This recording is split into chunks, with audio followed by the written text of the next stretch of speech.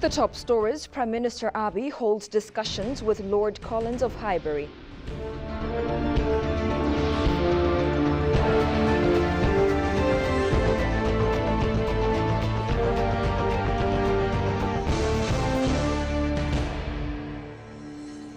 And Ethiopia busy at preparation to host series of international summits in October, says Government Communication Service.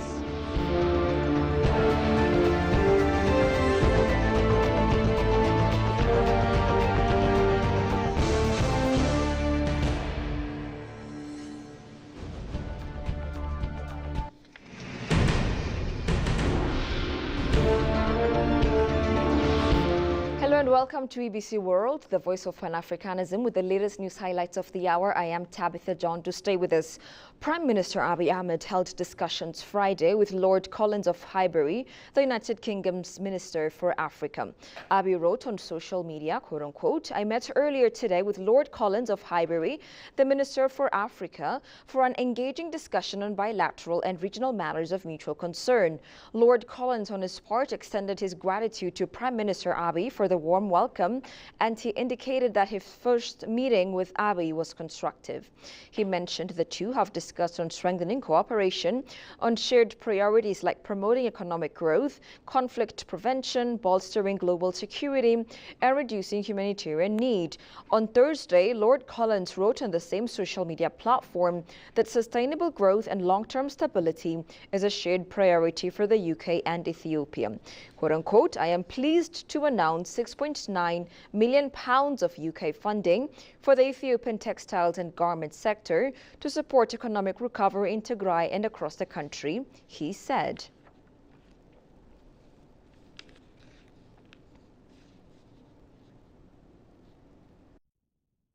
Ethiopian Government Communication Service announced Friday that Ethiopia is busy at preparation to hosting several international and continental conferences in October 2024. In her media briefing regarding current state affairs and the upcoming events, State Minister for Government Communication Service, Selamawit Kasa, said the country is preparing to host several international and continental conferences throughout this month. Selamawit pointed out that the World Without Hunger Conference will be held from the 5th to the 7th of November 2024. This conference is co-organized by the United Nations Industrial Development Organization, the African Union Commission, and the government of Ethiopia, with technical assistance of the Food and Agriculture Organization. State Minister Selamawit also said that 1,500 guests from different countries across the world are expected to attend the conference. The African Football Conference will also take place in Addis Ababa from 19th to 22nd October 2024, Selamawit indicated. The third African Defense Ministers Conference, focused on enhancing peace, security and unity across the continent, will also take place in Addis Ababa from October 15th to 19th, 2024. She mentioned that participants of the aforementioned conferences are expected to engage in various development activities and exchange experiences during their stay in Ethiopia. Additionally, she highlighted that these international conferences, hosted by Ethiopia, will significantly contribute to the revitalization of the country's tourism sector.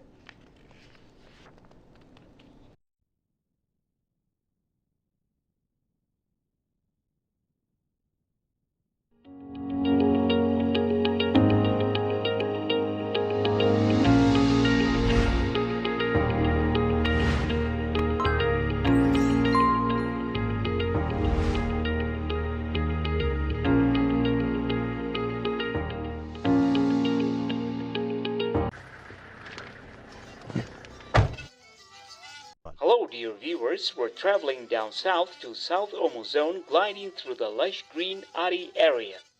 We'll be telling you about a big fig tree, so big and thick that it has been the talk of the area for generations. We spent some time with members of the Ari ethnic group talking about how old the tree is, what they do with it, and stuff. Do stay with us. This is a big figure of a tree we are talking about. So we see it towering above us in Ela, sub-districts of South Ari district, South Omo zone. This very same spot where the tree stands used to be the heart of Grazer town, capital of the districts. It was a busy, bustling market.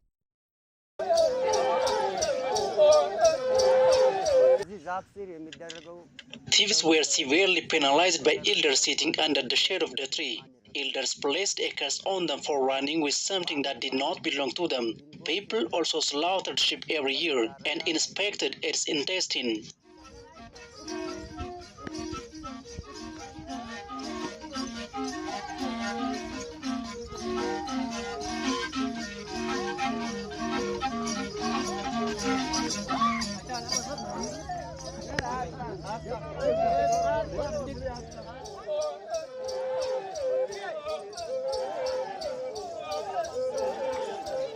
የዛፉን ስፋት ለማወቅ ባደረግነው ሙከራ እንግዲህ እስካሁን 14 ሰው In an attempt to measure the circumference of the tree, we saw that no less than 14 people are needed to stand around it, each stretching both arms.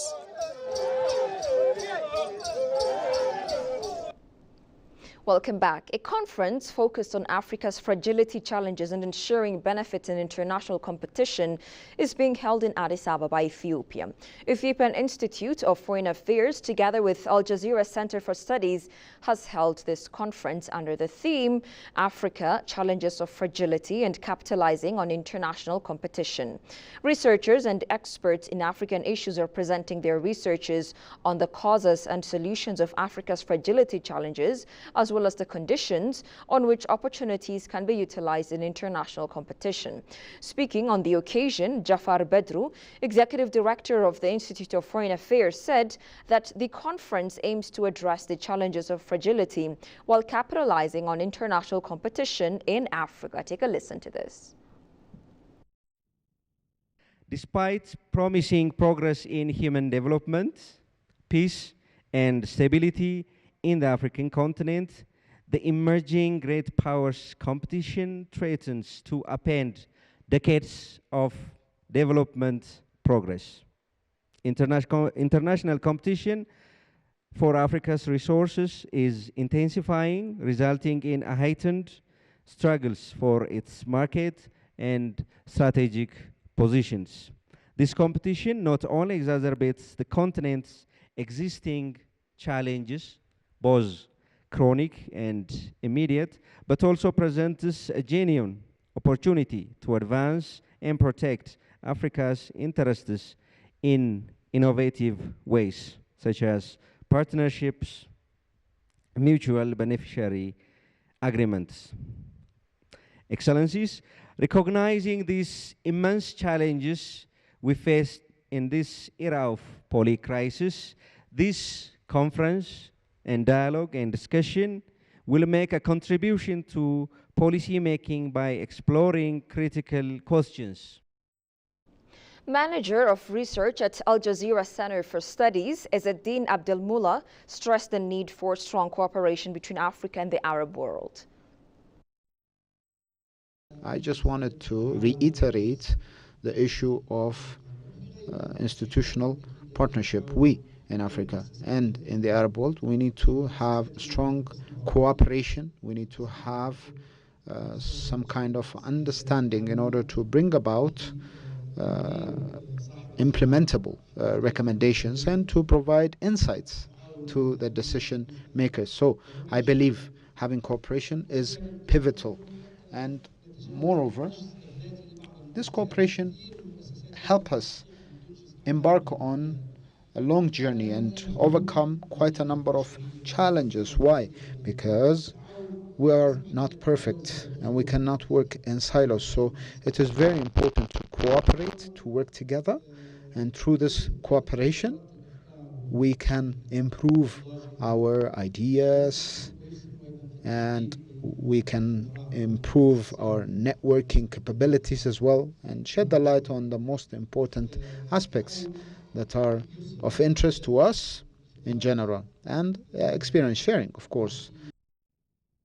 Findings and discussions on regional peace and security, Africa's challenges in fighting corruption and tyranny, the exploitation of Africa's natural resources, as well as the Africa-Arab world cooperation and integration are the issues to be raised during the two-day conference. Ethiopia's tourism sector is seeing a major resurgence since the coming of the current reform government. The Ministry of Tourism has been working tirelessly to attract more tourists to the country, with the government investing heavily in tourism infrastructure development. Speaking to Minister Nasise Chali, our staff reporter Johannes Fantahun gives us an update on the progress being made. Take a listen. The Ethiopian Ministry of Tourism has been experiencing a significant boost since the reform government came to power. Minister Nasise Chali spoke about the government's commitment to revitalize the tourism sector, outlining ambitious projects and initiatives. After the reform government came to power, the tourism sector is given due attention in Ethiopia, starting from establishing the ministry to work policy-based tasks to different tourist destination development works, and the government is working tirelessly to motivate the sector.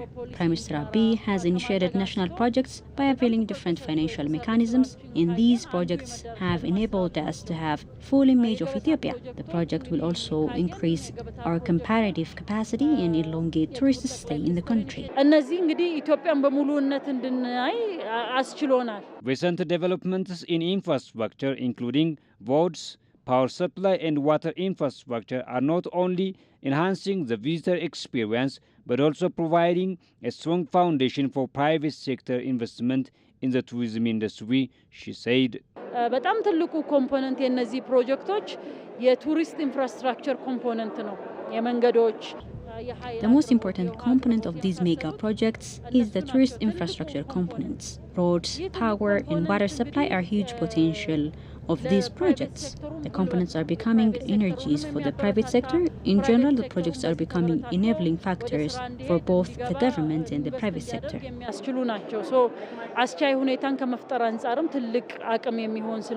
These projects are already attracting international attention and showcasing Ethiopia's diverse landscape and rich cultural heritage. The government's commitment to promoting sustainable tourism practices and creating jobs in the sector is a significant step forward in positioning Ethiopia as a leading tourism destination. You're watching ABC World. Here's a quick reminder of the stories making headlines. Prime Minister Abiy holds discussions with Lord Collins of Highbury.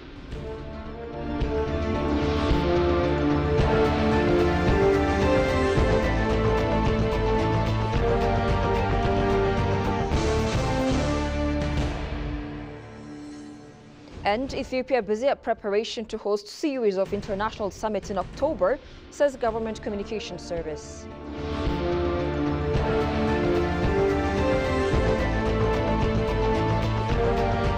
That's all we had for now. I'm Tabitha John. Many thanks for watching. Goodbye for now and do take care.